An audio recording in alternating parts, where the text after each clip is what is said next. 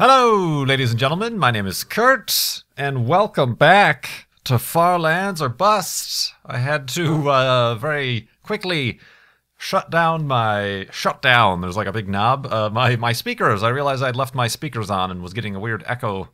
But now we're all good. So we are professional video recorders. And there goes that shovel. We had some zombies burning up. They must have been outside. I thought they were like in a cave or something. Dangerous zombies.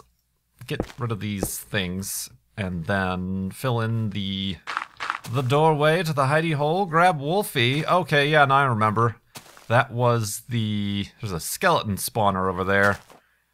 And I was unable to get it because Wolfie became enamored by the skeletons and was hell-bent on trying to destroy them, which would have inevitably led to his premature demise, so we avoided going that way. Let me actually... What was that? Let me actually try to... I heard like a little torch break or something like that. Let me actually... This way seems dangerous, but... I need a machete to get through all of this foliage. Ah! Oh, hi! I did not expect you to pop out over there. Anyway, yeah. That way's west. There we go. Now we can start heading in the right direction. Towards the Far Lands in this episode 317 of Far Lands or Bust. And it is Monday, January 20th, 2014. And... over at farlandsorbust.com, we're still raising money for Child's Play charity, who gets toys, books, games to kids in hospitals around the world. A great program. We are at $169,043.97. Continuing to get donations in. Got some donations in and some questions, so I hopefully will not run out of things to talk about like I almost did in the last episode, so I appreciate everybody who keeps donating. I also, ooh, that's nice. I also mentioned in the last episode that we're looking at for Flobathon weekend, the first weekend in March, which is March 1st is that Saturday, because March 6th is the 3rd anniversary of starting Far Lands or Bust, Episode 1, which was then known as just simply Minecraft Adventures, because it was just a plain old Minecraft show. I didn't have Far Lands or Bust as an idea until, well, until Episode 11 is when I headed off to the Far Lands, but even it wasn't called Far Lands or Bust then. That name came only when I started the Child's Play charity fundraiser. So, trivia! Far Lands or Bust trivia for you. So thinking about that. So keep that weekend open, maybe. I'm still... It might change. Maybe the weekend after is, like, I suppose, the backup weekend. I need to make sure that's all clear and whatnot. But yeah, looking forward to that. Indeed. Moo to you too, good sir. Moo to you too. Let's see. I'm a little bit concerned about the darkness. Yep. Ooh, I saw something moving in the distance. I could not have picked a worse place to go. All right, let's just kind of run through here. There's a creeper over there, but that seems to be it.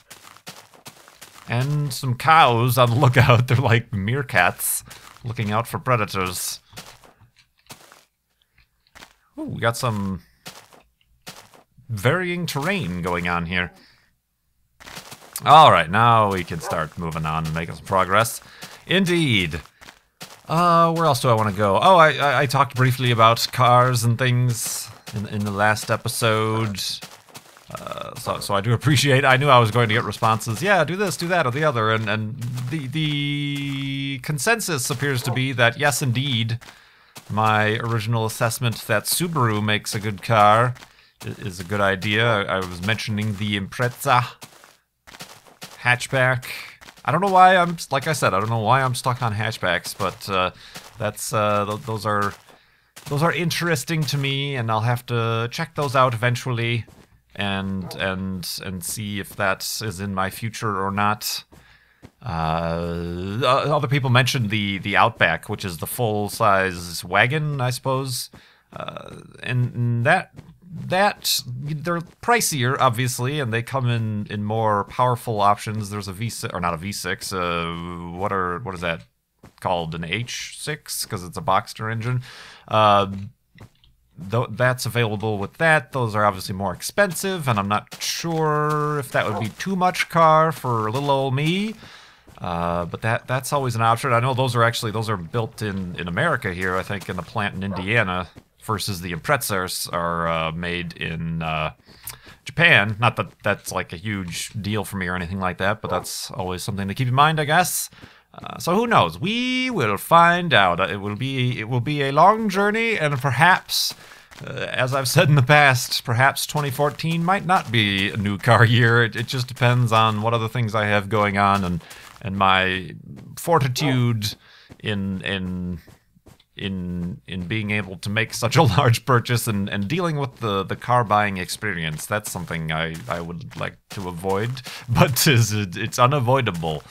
But indeed, continuing on with Wolfie here, now that the terrain has kind of flattened out, he says, as he approaches a cliff.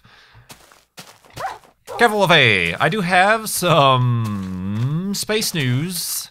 This morning, the European Space Agency's Rosetta spacecraft woke up from its slumber, multi-year slumber. It's a spacecraft that was launched in 2004, and its mission is to study a comet. And like I said, it was launched in 2004. It swung out all the way beyond the orbit of Jupiter and was put into a hibernation mode to, I didn't look up why, but I suppose,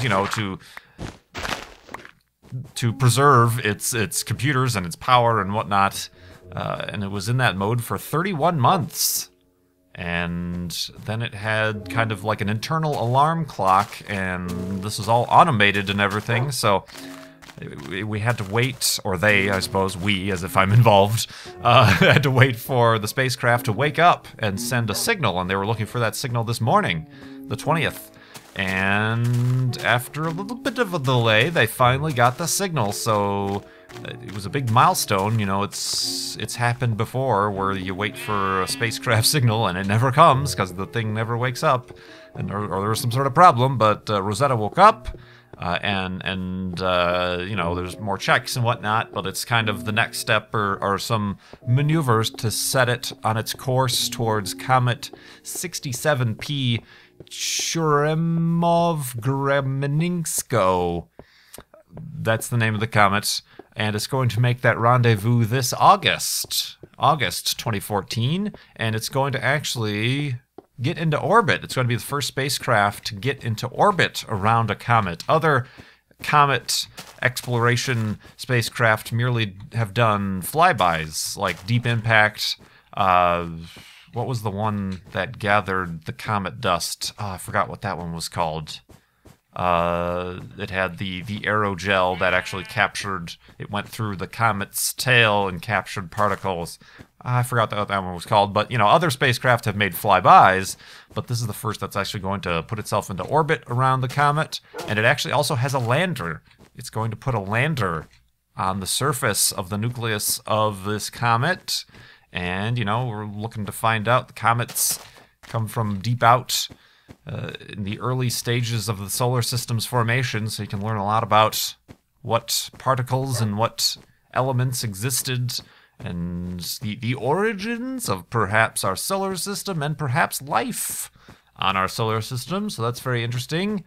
And the lander will land on this November.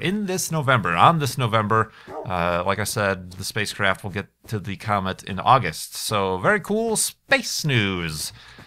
All happening with the planetary sciences and whatnot. So good times indeed. As the sun sets, so let's plan on atop this little elevated hill here. Make the elevated hidey-ho, and a blunk. And a bed. And how about some, Aw. Poor aim, Kurt. Let's go to sleep and let me answer some of these questions that I got from donors to Child's Play Charity in the morning. Oh, missed the bed.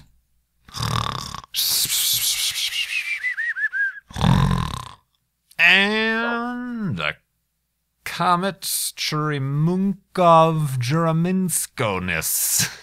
That is not how you pronounce that at all. There's like 27 syllables in that word. Anyway, yeah, like I said, what am I missing? I feel like I'm missing something. The compass. What was I going to say?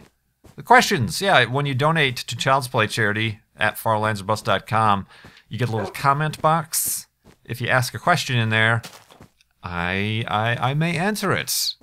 And be sure to leave, like, if you want me to mention your name or your YouTube name or Twitter name, whatever it is, in the comment box, because by default, when you donate to Child's Play Charity, it's an anonymous donation. It's kind of an opt-in thing to say, yes, I want my username or whatever, my email to be shown. So make sure you leave that, or else it will not be seen by me, and it will be simply an anonymous question and donation, which is fine too. Watch it, Wolfie. I'm collecting some coal here. But yeah, from Square Goldfish asked, I know your current career suits you handsomely. Oh, thank you. But are there any aspects of your previous jobs, in parentheses S, that you miss? I was actually thinking about this the other day, about how, like, the interview process, I don't know what got me thinking about it, but just the interview process and how I am simply not built for that. And it was probably one of those random thoughts that pop into your head where you think about embarrassing or stupid situations you've put yourself in, and your brain's like, having a good day? Remember when this happened? Haha! Now you feel terrible. So that is what came up, and I don't know. I don't know that I miss anything in particular. I miss having an easy tax, taxes to do at the end of the year. When you get just a simple W-2 and you have your paychecks automatically have the deductions tax taken out of it, and not deductions, what's the word I'm looking for? Tax. Whatever, they automatically take taxes out and you don't have to do complicated stuff at the end of the year. That I miss, I suppose. Things make for a little bit more complicated at the end of the year when you're self-employed and you have all that stuff to deal with, but I don't know that I miss anything. I don't know that I'm really built. I just looking at it, I don't know that I'm really built for the standard job per se.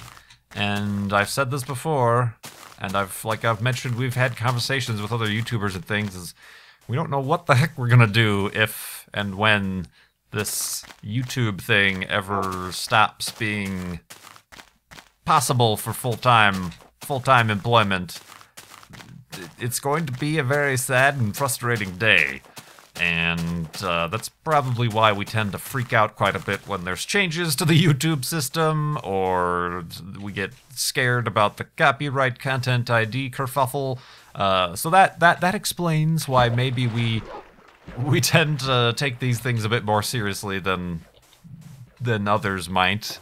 But yeah, I can't say that I miss anything. I'm trying to get on a more work-like schedule. Hi.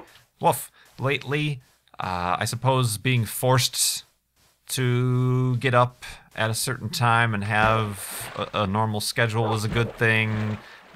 Last year, I think I didn't do that all too well. I tended to stay up too late and get up too late, and that just doesn't work well for many reasons in general. But yeah, I don't know. I'm drawing a blank. I can't say like working with other people, because my previous job I was the only person. Generally, it was a very small office situation. There were always at most no more than 3 or 4 people in the office at all times. And, we all, it wasn't really collaborative projects or anything. We all had our own separate things going on. But, so yeah, I can't say that. So yeah, no, I can't quite say I miss anything. I am enjoying this. It's nice.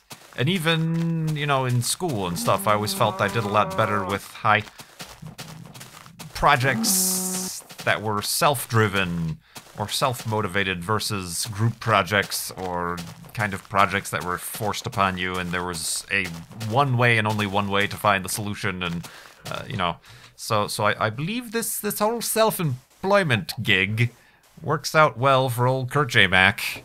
I'm sure that's different for everybody, but yeah. Thank you very much for the donation and the question. I don't know why, just the exposed coal is something I feel like grabbing at this point. At this juncture. Oh, I was told also somebody who donated said that these stripped out, I always comment on how I like these stripped out biomes, I guess you could call them, and they said that these are called basins. Apparently, I've been told basins are when you come across a biome that has no topsoil on it. It's just been stripped away, almost as if some sort of glacier, a glacier basin, came through and stripped away everything. So that's very cool. I will leave the iron because we come across plenty of iron in our travels, and when we stumble upon dungeons and things like that. So very cool. Basins. I enjoy the basin biome. From Noah, and this is a question I and many of us get all the time, but since it's been a while since answering questions on Far Lines or Bust, I'll answer it, or attempt to answer it. Noah asks, what advice would you give to any new commentator on YouTube? Specifically, gaming commentator, I'm assuming. Oh, fell in the water. Oh, drowning. Drowning. Did I not? I didn't make a boat at the end of the episode, it appears, so let's make a boat. Let's make a couple boats. It's hard to say, because YouTube has indeed, and indeed the gaming side of YouTube has changed since I started, since a lot of us started. You'll notice that, at least for the people you're familiar with, and myself with Mindcrack, we all started about the same time, and we've all kind of grown at about the same rates. It's about that early spring 2011 is generally the time when myself, when people like B-Double-O and Zisto and Beef and Good kind of all started, at least with Minecraft. I know Good and other people like Pyro were even before then with their respective World of Warcraft or Call of Duty type stuff.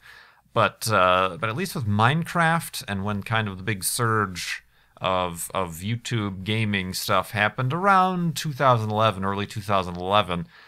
So a lot has changed since then, not only with obviously the networks, the Content ID stuff, the new games, and what it takes to kind of grow your channel. There's a lot more obviously competition. But the main advice that I think I would give and everybody else would give would be to just have fun. Don't go into it. You hear a lot of, we get questions of a lot of people, oh, I want to make this my full-time career. I don't know any of us who, when we first started, when you say new commentator, who when we first started said that was our goals. So I think if you start with that goal in mind, you're setting yourself up for not the right attitude going into it. So just have fun. Don't worry yourself, I think, too much with fancy editing or, crazy effects and stuff like that. The thing to concentrate on is having fun, but also working on your commentary. It takes quite a bit of, okay, this whole place is probably a bit dangerous. It's going to cave in underneath us. Spooky noises. just concentrate on commentary. And also, like I've always said, Minecraft is kind of a good open-ended. There aren't really that many restrictions to making YouTube videos, but try new games. People find out a lot about a channel if you're playing new and unique games that maybe other people aren't playing. You know, I mean, look at, like I said, I don't know why, but that sinking simulator was a very popular video of mine. Obviously, I was already quite established in my channel by that time, but you know, keep an eye on other small channels, but also game websites, blogs. You know, check out browse through. I'm going to sleep in a boat. Browse through the Steam Greenlight stuff and kind of feature new games and stuff, and that's a good way to kind of keep yourself interested and excited, and perhaps that will gain the attention of new subscribers and whatnot. But just have fun, enjoy, have fun. And be inclusive. Don't discount or you know, say, you know, never say never to certain things. You know, some people start their YouTube channels and say, oh, I'm never going to do this, but then it turns out, oh, that actually is kind of fun. I might try that. So, indeed, random advice from Crit J Mac. Let's go to sleep. Ooh, sploosh.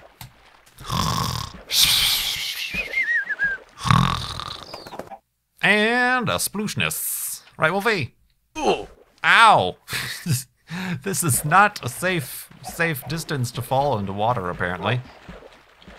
I'm still a half heart down from that shot I took from that skeleton in the last episode, I suppose. Woof, oh, I don't have any bread. I'll eat the golden apple. Yeah, well, half a heart ain't that much, but I suppose it's no consequence to make some bread and eat it. Woof! Wolfie agrees. Look at this! Look at this tree! He's trying to be a much taller tree than he actually is. That's awesome. I gotta go check that out.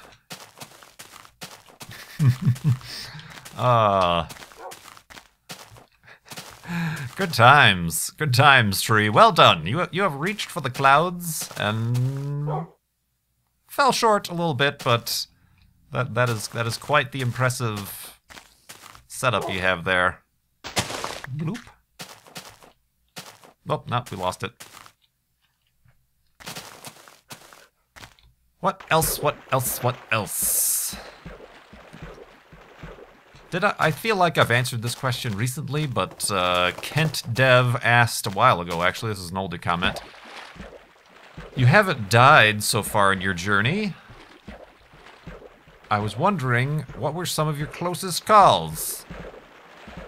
And was Wolfie in danger as well? I feel like I answered this already. Yeah, Wolfie disappeared once on us during the walk-a-thon at the end of the last season. But he's also run into cactus. That's why you see me be very apprehensive around cacti, or take them down, because he tends to like to accidentally run into them and take a bunch of damage. That was pretty close. What else has happened? He's gotten glitched into my boat a couple times, and that freaks me out a little bit sometimes, because you have to, like, click on your boat to get off, and sometimes clicking will hit him instead, and blah, blah, blah, blah, blah. But yeah, we've had some close calls. If you look into the Far Lands or Bust flashbacks, I've had tree. I've had times where I was walking like this and not paying attention, and there'd be a single wide hole open, and I fell quite a distance that one time at least, and took quite a bit of damage, which was pretty bad. And then trying to think. I've knock on wood, never fallen into lava. That would be instant death, I believe.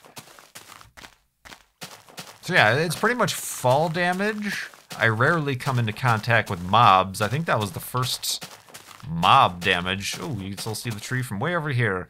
So long, it's like waving to us. There's his head, that's his arm. Bye-bye. We'll see you later.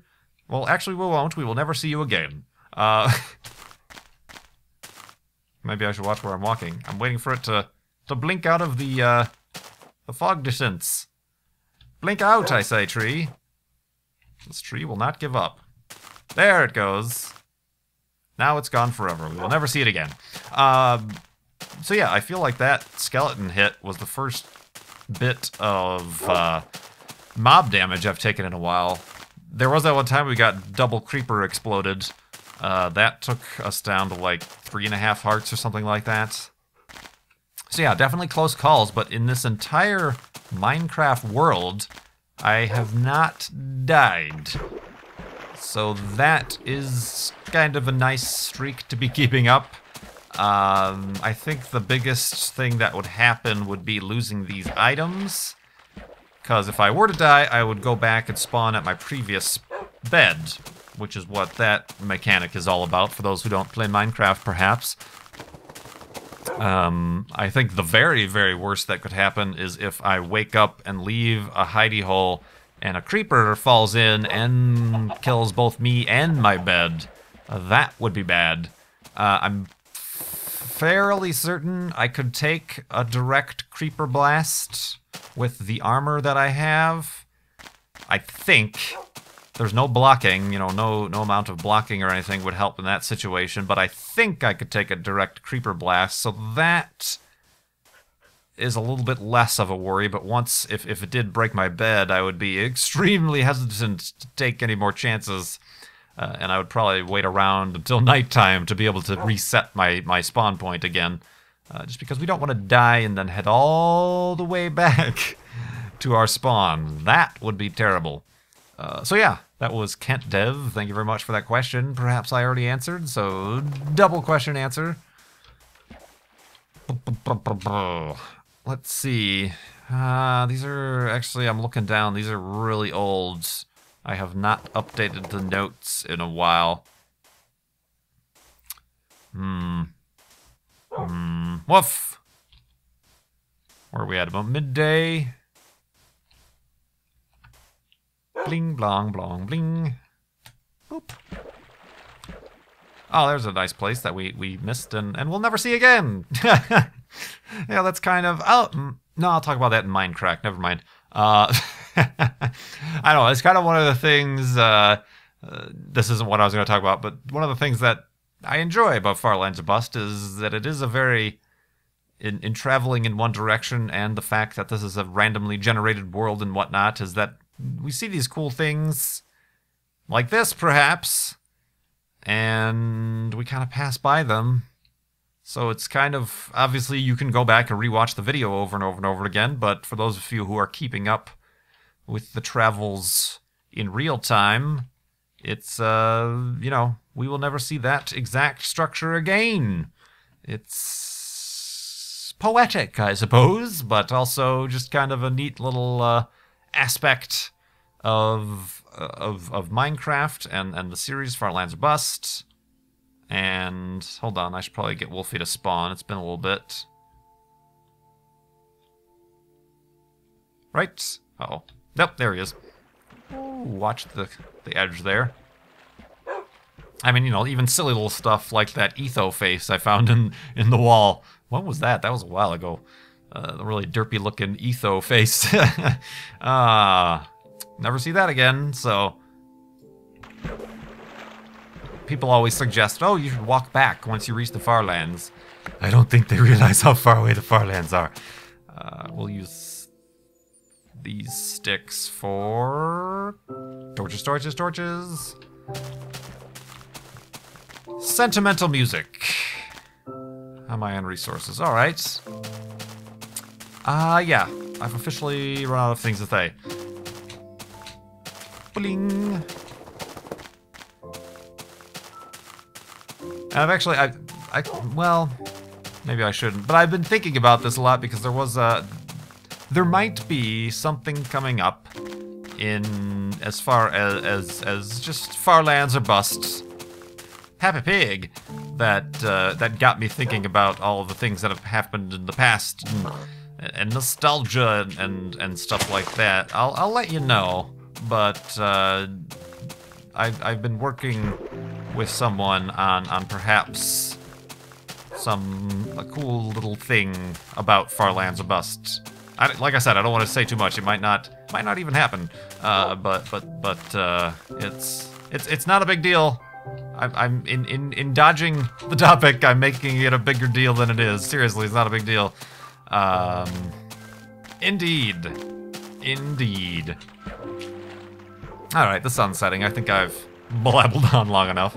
I've really got to think of longer topics to talk about, or maybe I should just start talking slower. Maybe that's the thing to do. Blong. Beep, beep, beep, beep, dee.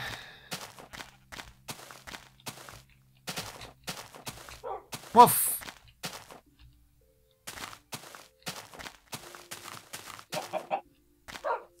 Woof again. Beep, bop, beep.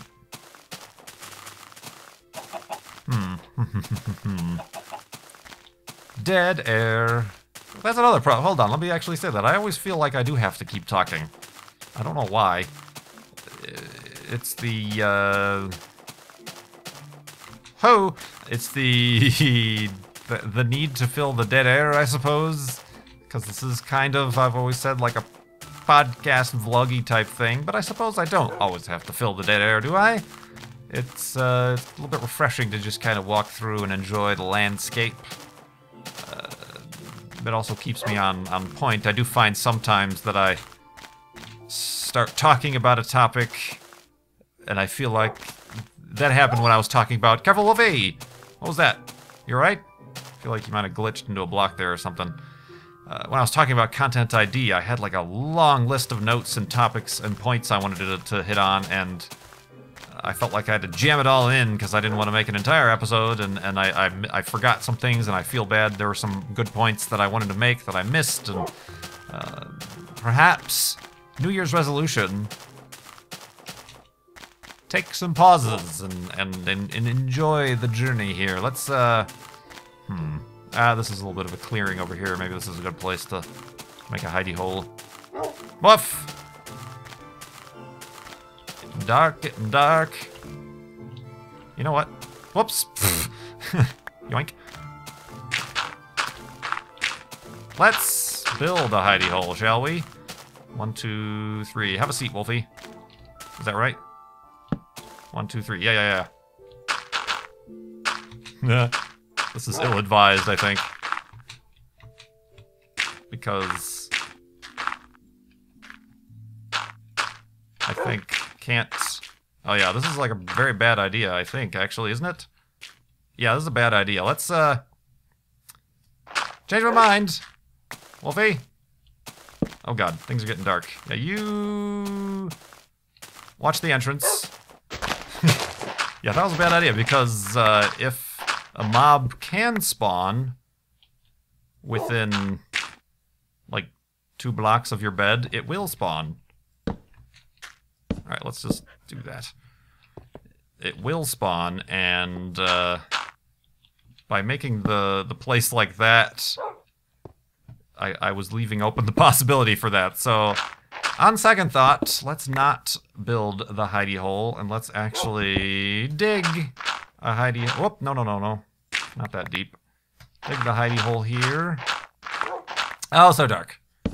Oh, hi. Torch in my face. Whoa, I'm very disoriented. Okay, this is the way the hidey hole goes. Bloop. Indeed, Wolfie knows. He's like, dude, what were you doing? Just stop trying to mix things up and just do your normal thing of making a hidey hole under the ground. Crazy guy, trying to mix things up because you're worried you're not talking enough? What's wrong with you? Oh, see? I was right all along. Ooh, it's not exactly how you say all along, but whoa, man. We should be safe, right? Ugh. Hi. What, don't mind that weird structure on the surface. I meant nothing by it, really.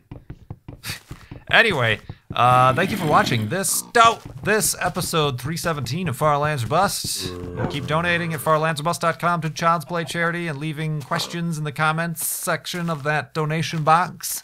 And I'll try to answer them. Give me some topics to talk about, please. I'm running out of things to talk about.